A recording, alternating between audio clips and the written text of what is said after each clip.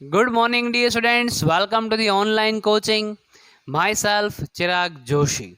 Dear students, we have discussed already two chemical properties, okay, of metal. Now, today we are going to discuss third one, that when metals reacts with acid, what happen when metals react with acid? Okay, when metal plus dilute acid, metal का reaction जब dilute acid के साथ होता है तो produce होता है salt plus hydrogen gas evolve होता है। Okay, so metal plus dilute acid gives you salt plus hydrogen gas. Dear students, आपको भी पता है कुछ एक्सेप्शनल केसेस रहेंगे, उसका एग्जाम्पल मैं यहाँ पे आपको दिखाता हूँ। HNO3 जो है इसे कहते हैं nitric acid. HNO3 nitric acid is a strong oxidising agent. इसको आप प्लीज नोट डाउन कर लीजिएगा।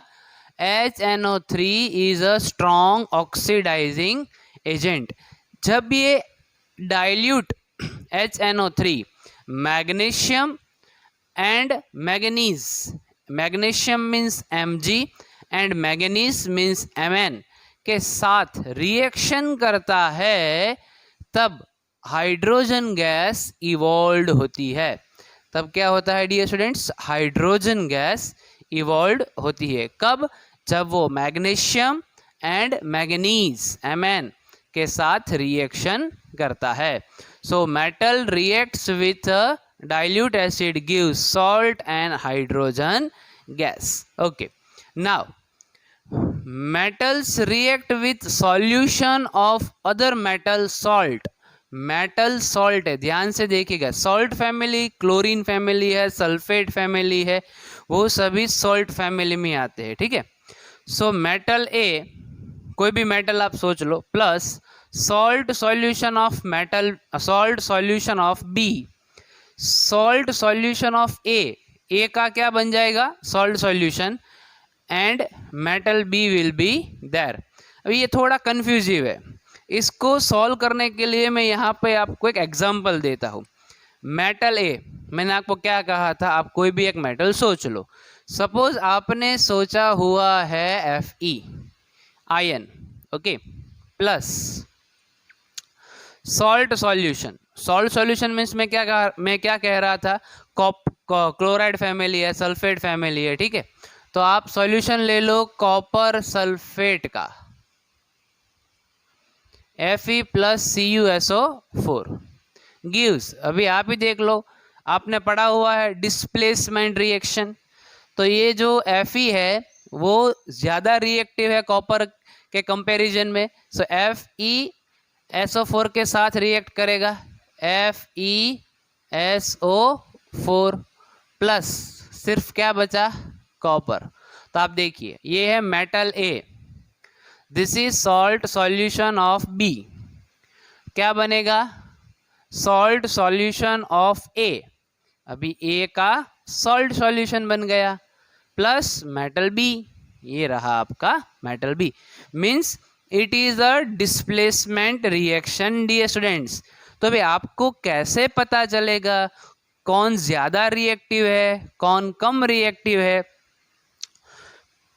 तो आपको रिएक्टिविटी सीरीज पढ़नी चाहिए और उसको मेमोराइज भी करना पड़ेगा, रिएक्टिविटी सीरीज को। Okay, sorry dear students.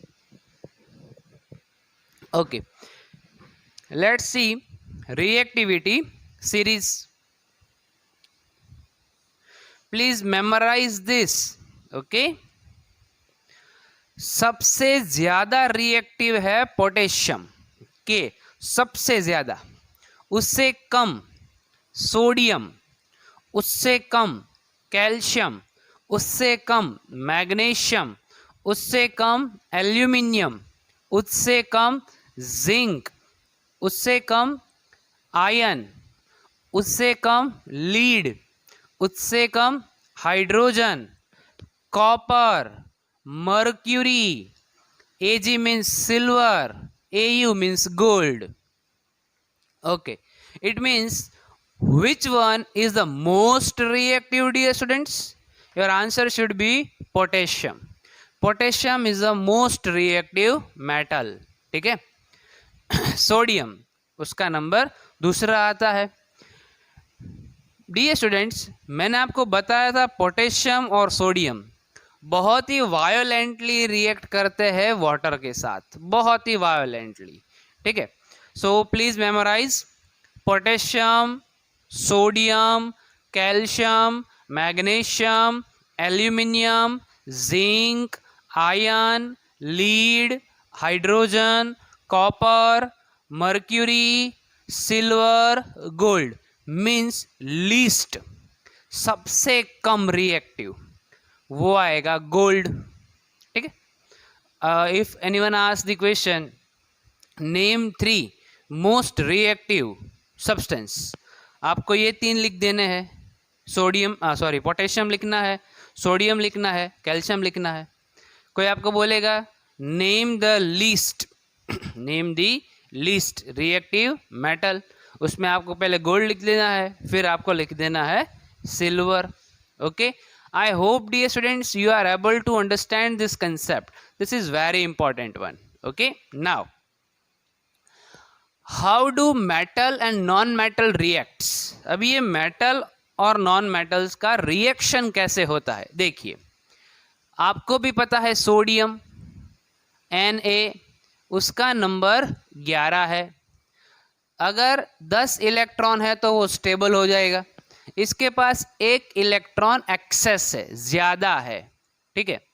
सो Na उसके पास एक इलेक्ट्रॉन ज्यादा है. इसको जो ज्यादा इलेक्ट्रॉन है मैं उसको डॉट से रिप्रेजेंट कर दूंगा, क्योंकि Na जो है उसको 10 बनना है. सो 10 बनने के लिए एक इलेक्ट्रॉन का कंपलसरी वो डोनेशन ही करेगा. आप देख लीजिए क्लोरीन Cl, उसका नंबर 17 है. अगर 18 होता है तो स्टेबल हो जाएगा. मीन्स इसको एक इलेक्ट्रॉन चाहिए, एक लेना है, कहीं से भी इसको एक लेना है, इसलिए मैंने यहाँ पे क्रॉस किया, एक चाहिए इसको. ठीक है. तो क्या होगा Na जो है वो Cl को अपना एक इलेक्ट्रॉन डोनेट कर देगा. मीन्स दिस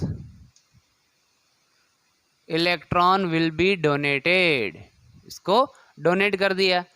जो डोनेट करेगा वो तो प्लस बन जाएगा, जो रिसीव करेगा वो माइनस बन जाएगा. मीन्स इन दोनों का कॉम्बिनेशन बन गया NaCl. डियर स्टूडेंट्स, यहाँ पे +1 है, यहाँ पे -1 है. अगर +1 और -1 है तो ही ये दोनों जुड़ सकते हैं. यहाँ पे +2 है, यहाँ पे -1 है, नहीं जुड़ेगा. आपको क्लोरीन 2 लेने पड़ेंगे तब जुड़ जाएगा, क्योंकि एक क्लोरीन के पास -1 है, 2 क्लोरीन हो जाएंगे तो -2 हो जाएगा. ये तो अकेला ही +2 था. उसका भी एक एग्जांपल मैं आपको देता हूँ. आपको सोडियम और क्लोराइड का पता चल गया. Okay, now we will discuss about magnesium. देखो, मैग्नीशियम वो होता है +2. मैग्नीशियम का क्या होता है? +2.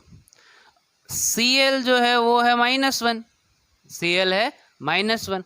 तो ये दोनों का कॉम्बिनेशन नहीं होगा, ये नहीं जुड़ेंगे. सो क्या करना पड़ेगा? Mg+2, ये Cl2 लेना पड़ेगा, तो ये बन जाएगा -2. ठीक है. अब ये देखो पावर सेम हो गया. 9th में पढ़ाया था MgCl2. देखो ये बन गया MgCl2. पहले हमने बनाया था NaCl. I hope dear students you are able to understand, and I hope it is interesting also. Okay, now this way metals and non-metals reacts. Okay, so please prepare this. Then one more question will be there. Properties of ions. Okay, ionic bond, ionic compound. वो आपको बहुत ही अच्छी तरह से memorise करना है। Text book ने सारी प्रॉपर्टीज दी गई है, वो आपको खास लर्न करना है। It's very important.